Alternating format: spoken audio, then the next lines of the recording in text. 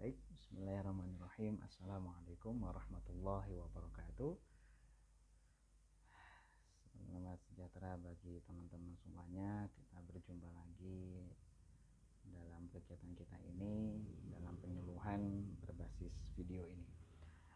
Pada kesempatan kali ini kita akan sedikit membahas tentang ciri-ciri keluarga sakinah, yaitu di segmen sebelumnya kita sudah membahas tentang apa itu keluarga yang sakinah mawaddah warahmah.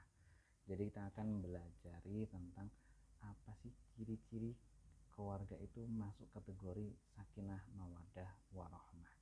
Dan juga nanti jika ada kesempatan lain kita akan membahas tentang upaya untuk meraihnya. Maka bagaimana sih ciri keluarga yang sakinah? Nah, cirinya ini setidaknya ada 10 hal.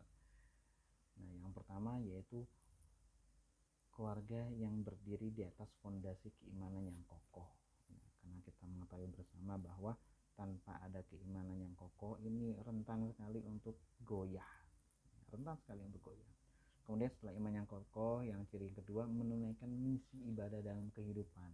Karena kita tahu bersama bahwa baik suami maupun istri itu punya misi individu tersendiri, yaitu yang pertama sebagai khalifatullah fil ard, dan yang kedua adalah sebagai hamba Allah. Wa ma khalaqtul jinna wal insa illa liya'budun.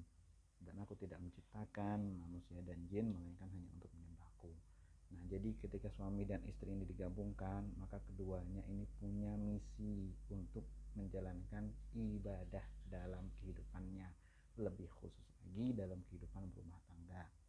Kemudian ciri yang ketiga yaitu keluarga yang menaati ajaran agama.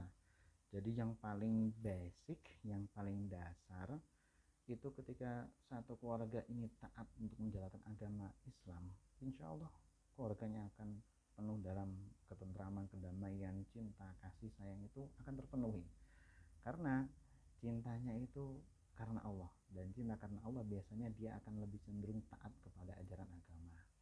Nah, kemudian yang keempat itu saling mencintai dan menyayangi. Ya, saling mencintai dan saling menyayangi. Jika ini pincang sebagaimana kita bahas di segmen sebelumnya, ya terasanya hambar, ya, tanpa ada cinta dan menyayangi. Kemudian yang kelima yaitu saling menjaga dan menguatkan dalam kebaikan. Kadang memang suami itu ya agak oleng, kadang keputusannya kurang tepat, sang istri memberitahu, oh ini loh, ayo bareng-bareng lagi, jangan sampai menyeleweng. Sang istri mungkin ada timbul hal-hal yang kurang enak, kurang baik, dan itu salah dari mata agama, suami wajib untuk memberitahu, dikuatkan, dijaga.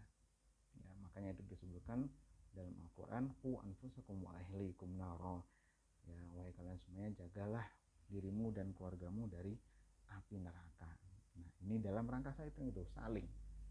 Ya, jangan sampai suami zalim kepada istrinya, dan jangan sampai sang istri ingin berbuat nusyus kepada suaminya atau durhaka kepada suaminya.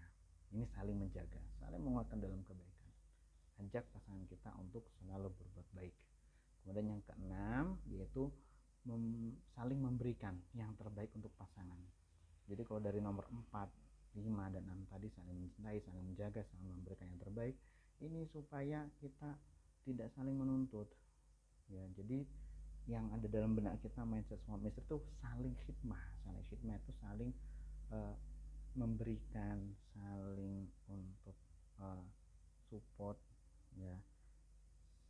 Khidmah kalau secara bahasa kan khodim itu ya membantu, saling membantu, saling menjadi abdi bagi pasangannya. Pasangan yang butuh apa disediakan. Nah, itu saling memberi yang terbaik bagi pasangan.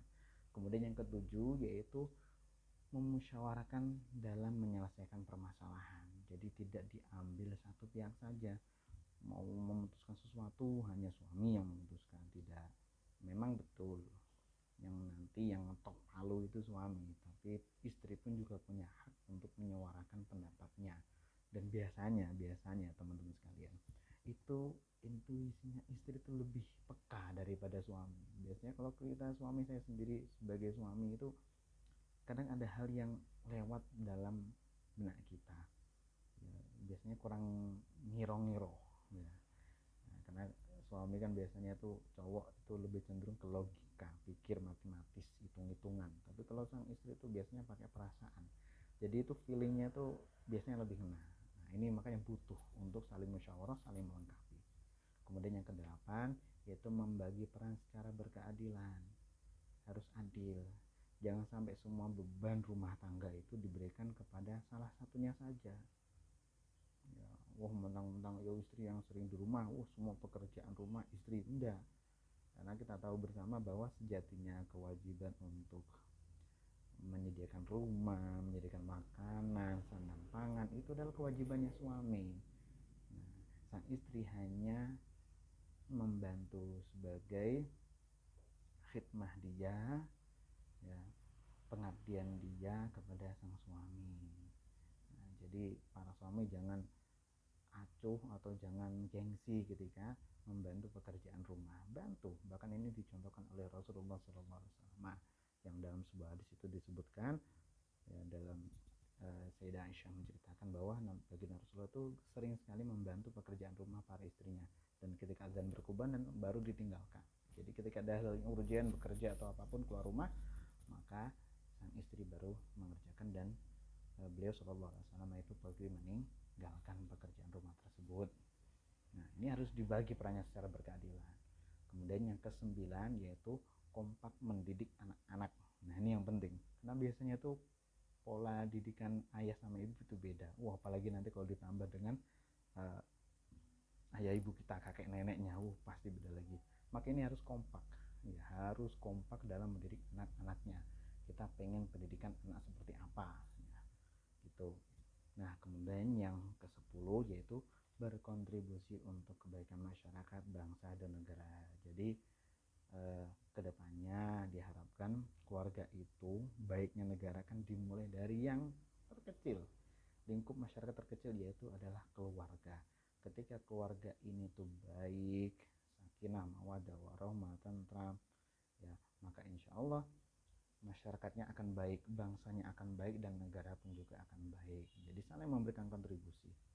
Ya, mungkin itulah sedikit ciri-ciri keluarga yang sakinah. Ya.